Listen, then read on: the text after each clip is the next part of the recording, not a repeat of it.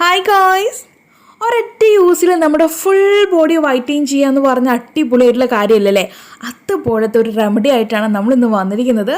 Permanent റിസൾട്ടാണ്, ഒരൊറ്റ യൂസിലാണ് ഈ ഒരു കിടലിന് റിസൾട്ട് നമുക്ക് കിട്ടുന്നത്. നമുക്ക് ഒരൊറ്റ യൂസിൽ കിട്ടിയെന്ന് പറഞ്ഞാൽ ആരും നിർത്തിക്കളയരുത്. ഇത് നമ്മൾ കണ്ടിന്യൂ ആയിട്ട് ഉപയോഗിക്കണം കേട്ടോ. പെർമനൻറ്റ് റിസൾട്ട് വേണമെന്നുണ്ടെങ്കിൽ നമ്മളിത് കണ്ടിന്യൂസ് ആയിട്ട് ഉപയോഗിക്കണം.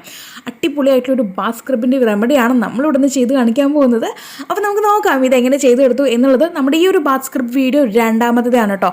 ഞാൻ ഇതിന് മുന്നേ ഒരു വീഡിയോ ചെയ്തിട്ടുണ്ടായിരുന്നു. ഇത് രണ്ടാമത്തെ വീഡിയോ ആണ്. ഇൻസ്റ്റൻറ്റ് റിസൾട്ടാണ്, ലൈവ് റിസൾട്ടാണ്. നിങ്ങൾക്ക് കണ്ട് മനസ്സിലാക്കാം ലൈവായിട്ട്. ഓക്കെ, അപ്പോൾ നമുക്ക് നമ്മുടെ വീഡിയോ സ്റ്റാർട്ട് ചെയ്യാം.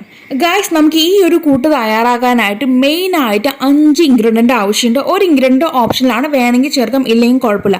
അപ്പോൾ 5 ഇൻഗ്രീഡിയൻറ്റിൽ നമുക്ക് ആദ്യത്തെ 3 ഇൻഗ്രീഡിയൻറ്റ് പരിചയപ്പെടാം. അപ്പോൾ ഈ കണ്ടുകൊണ്ടിരിക്കുന്നത് നമ്മുടെ ബീട്രൂട്ട് ജ്യൂസാണ്. വെറും ജ്യൂസല്ല, നമ്മൾ ബീട്രൂട്ട് അതിൻ്റെ ആ ഒരു ജ്യൂസ് എടുത്തിട്ട് അത് നന്നായിട്ട് കുറുക്കി കൊണ്ടുവന്നിട്ടുള്ളതാണ് കേട്ടോ. നമ്മൾ ലിപ് ബാം ഉണ്ടാക്കുന്ന സമയത്തും അതുപോലെ തന്നെ ഈ ഒരു ബീട്രൂട്ടിൻ്റെ ബാത്ത് പൗഡർ കൊണ്ട് നമ്മൾ ചെയ്തിട്ടുണ്ടായത്. അതിനകത്തൊക്കെ നമ്മൾ കുറുക്കുന്ന മെത്തേഡ് കാണിക്കുന്നുണ്ട്. അപ്പോൾ നിങ്ങൾക്ക് അറിയാം അതെങ്ങനെയാണ് കുറുക്കി എടുക്കേണ്ടതെന്നുള്ള വിചാരിക്കുന്നു.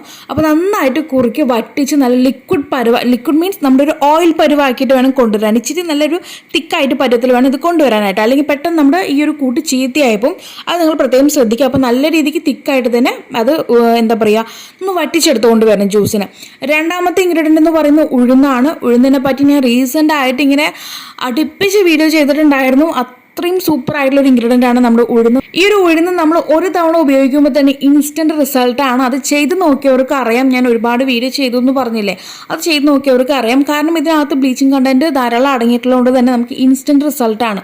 ഒരു ഉരുളക്കിഴങ്ങ് ഉപയോഗിക്കുമ്പോൾ ആ കിട്ടുന്ന റിസൾട്ട് തന്നെയാണ് നമുക്ക് ഈ ഉഴുന്നിൽ നിന്നും കിട്ടുന്നത്. നന്നായിട്ട് സ്കിന്ന് ബ്രൈറ്റൻ ചെയ്യാനായിട്ടും അതുപോലെ തന്നെ പാടും കാര്യങ്ങളൊക്കെ ഉണ്ടെങ്കിൽ കുറയ്ക്കാനായിട്ടും ഈ ഉഴുന്ന് നല്ല രീതിക്ക് ഹെൽപ്പ് ചെയ്യും നമ്മുടെ സ്കിന്നിന്. അപ്പോൾ നന്നായിട്ട് പൗഡർ ചെയ്ത് എടുത്തുകൊണ്ട് വരാം കേട്ടോ. മിക്സി ബൗളിനകത്ത് നന്നായിട്ട് അങ്ങ് പൊടിച്ചെടുത്തുകൊണ്ട് വരാം. പിന്നീട് നമുക്ക് വേണ്ട നമ്മുടെ തന്നെ ബ്രാൻഡായിട്ടുള്ള ഷംനൂസ് ഓർഗാനിയുടെ ബാത്ത് സോപ്പാണത്. അപ്പോൾ നിങ്ങളുടെ കയ്യിൽ ഇതുണ്ടെങ്കിൽ നിങ്ങൾക്ക് ഇത് ഉപയോഗിക്കാം. അതല്ല നിങ്ങൾ ഏത് സോപ്പാണോ ഉപയോഗിക്കുന്നത് ആ ഒരു സോപ്പായാലും കുഴപ്പമില്ല. നമുക്ക് ഇത്രയും തന്നെ ആവശ്യമില്ല, പകുതി മാത്രം മതിയാകും കേട്ടോ. പിന്നെ നമ്മൾ നേരത്തെ എടുത്തിരുന്ന ബീട്രൂട്ട് എന്ന് പറഞ്ഞ് ഒരു ബീട്രൂട്ടിൻ്റെ ജ്യൂസാണ് ആ കാണിച്ചുകൊണ്ടിരിക്കുന്നത്. പിന്നെ ഉഴുന്ന് നിങ്ങൾ കണ്ടല്ലോ, ഏകദേശം ഒരു 1.5-2 പിടിയോളം ഉണ്ടാവും. നമുക്ക് ഏകദേശം ഒരു 3 ടേബിൾ സ്പൂണാണ് ആവശ്യം. അപ്പോൾ ഞാൻ പകുതി സോപ്പ് ഇതുപോലെ ഗ്രേറ്റ് ചെയ്ത് കൊണ്ടുവന്നിട്ടുണ്ട്. അപ്പോൾ ഇതാണ് നമ്മുടെ മെയിൻ എന്നല്ല ആദ്യത്തെ ഒരു 3 ഇൻഗ്രീഡിയൻറ്റ്. ഇനി വരുന്നുണ്ട് നമ്മുടെ മെയിനായിട്ടുള്ള 2 കാര്യങ്ങളുണ്ട് വരുന്നുണ്ട്. അത് നമുക്ക് നോക്കാം കേട്ടോ.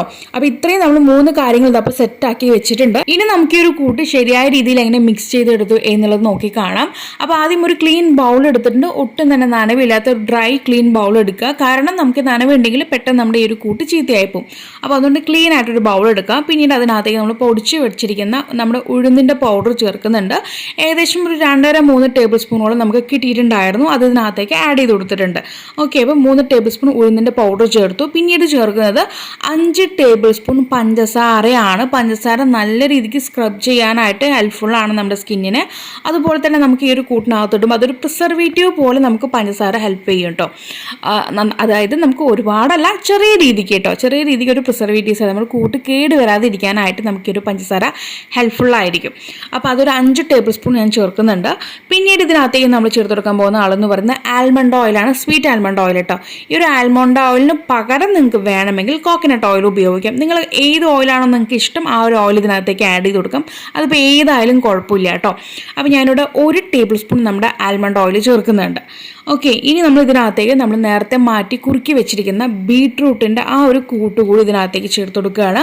അപ്പോൾ ബീട്രൂട്ട് പ്രത്യേകം ശ്രദ്ധിക്കാൻ നമുക്കതിനകത്ത് വറ്റിച്ച് കുറുക്കിയിട്ട് വേണം എടുക്കാനായിട്ട്. അതിനകത്ത് വെള്ളത്തിൻ്റെ ആ ഒരു ഇതുണ്ടെങ്കിൽ നമ്മുടെ ഒരു കൂട്ട് വീണ്ടും പെട്ടെന്ന് ചീത്തയാവാനുള്ള സാധ്യതയുണ്ട്. അതുകൊണ്ട് നന്നായിട്ട് വറ്റിച്ച് കൊണ്ടുവരണം കേട്ടോ. നമുക്ക് ആ ഒരു നല്ല തിക്കായിട്ടുള്ള ഒരു കൂട്ടം നിങ്ങൾക്ക് അറിയാമല്ലോ, അത് ബീട്രൂട്ട് ജ്യൂസ് വറ്റിച്ചിട്ടുള്ള ഒരു കൂട്ടം അറിയാമല്ലോ. അപ്പോൾ ആ രീതിക്ക് നന്നായിട്ട് വറ്റിച്ച് കുറുക്കി കൊണ്ടുവരണം. അപ്പോൾ അതുകൂടി നമ്മൾ ഇതിനകത്തേക്ക് ചേർത്തിട്ടുണ്ട്. ബീട്രൂട്ട് നന്നായിട്ട് നമ്മുടെ സ്കിന്നിനെ വൈറ്റൻ ചെയ്യാനായിട്ടും അതുപോലെ തന്നെ നമ്മുടെ സ്കിന്നിലെ ചുളിവുകളും പാടുകളും എല്ലാം നല്ല രീതിക്ക് കുറച്ചുകൊണ്ട് നമ്മുടെ സ്കിന്നിനെ നല്ലൊരു ഗ്ലോയിങ് ആക്കി കൊണ്ടുവരാനായിട്ടും ഈ ഒരു ബീട്രൂട്ടിന് കഴിവുണ്ട്.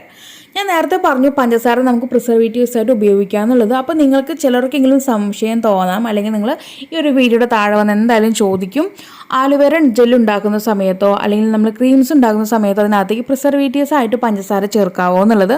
ഒരിക്കലും പറ്റില്ല. ഞാൻ ഇന്നത്തെ ഈ ഒരു റെമഡീൻ്റെ കാര്യമാണ് ഇവിടെ പറയുന്നത്. നമുക്ക് പഞ്ചസാര ഒരു പ്രിസർവേറ്റീവ്സ് ആയിട്ടും അതുപോലെ തന്നെ സ്ക്രബാണ് നമ്മളോട് ചെയ്ത് കാണിക്കുന്നത്. അപ്പോൾ അതിന് വേണ്ടിയിട്ടാണ് ഈ ഒരു പഞ്ചസാര ആഡ് ചെയ്തിരിക്കുന്നത് കേട്ടോ. നമ്മുടെ ഒരു കൂട്ട് കേടുവരാതെ ഇരിക്കുകയും ചെയ്യും. നമുക്കൊരു നല്ലൊരു സ്ക്രബിങ് എഫക്റ്റും നമുക്ക് ഈ ഒരു പഞ്ചസാര തരും കേട്ടോ.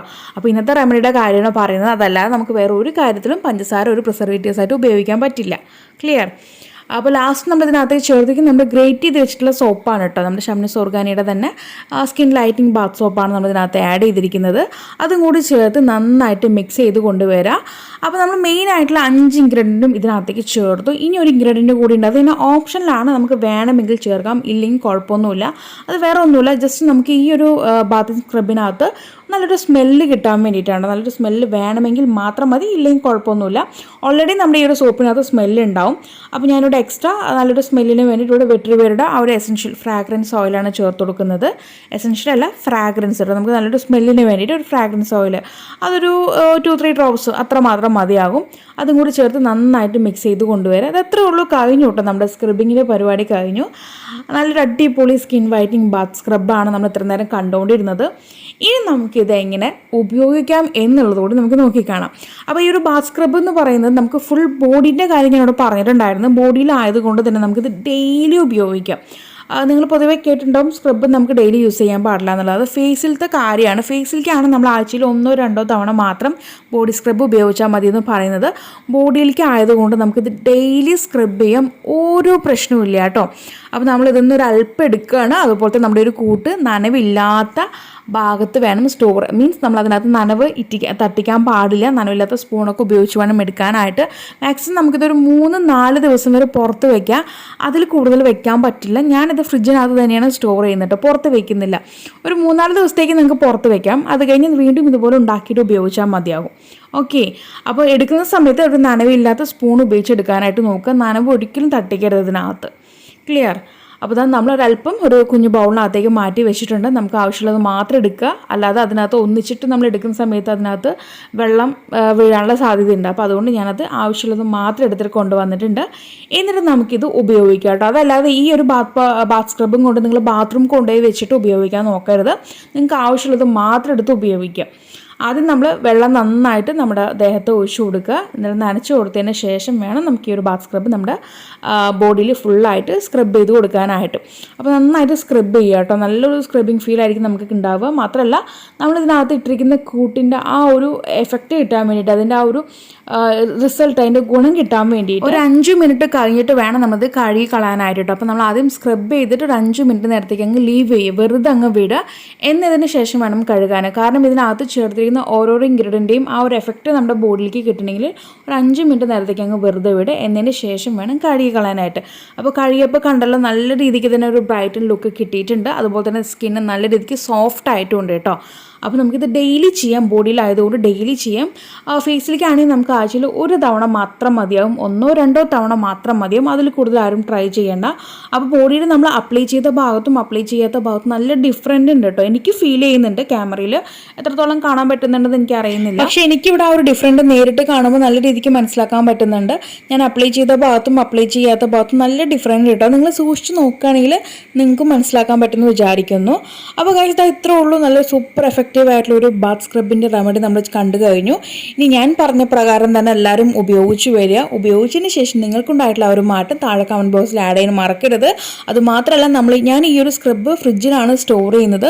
1 മന്ത് വരെ എടുത്ത് വെക്കും കേട്ടോ. അതല്ല നിങ്ങൾ പുറത്ത് വെച്ച് ഉപയോഗിക്കുകയാണെന്നുണ്ടെങ്കിൽ ഒരു 3-4 ദിവസം മാത്രം ഉപയോഗിക്കാവൂ. അതിൽ കൂടുതൽ ഉപയോഗിക്കാൻ നിൽക്കരുത്. കാരണം അതിനകത്ത് ബാക്ടീരിയ വളർന്നു കഴിഞ്ഞിട്ടുണ്ടെങ്കിൽ നമ്മുടെ കണ്ണുകൊണ്ട് കാണാൻ പറ്റില്ല നമുക്കതിനെ. അതുകൊണ്ട് തന്നെ ഒരു 3-4 ദിവസം മാത്രം പുറത്ത് വെച്ച് ഉപയോഗിക്കുക.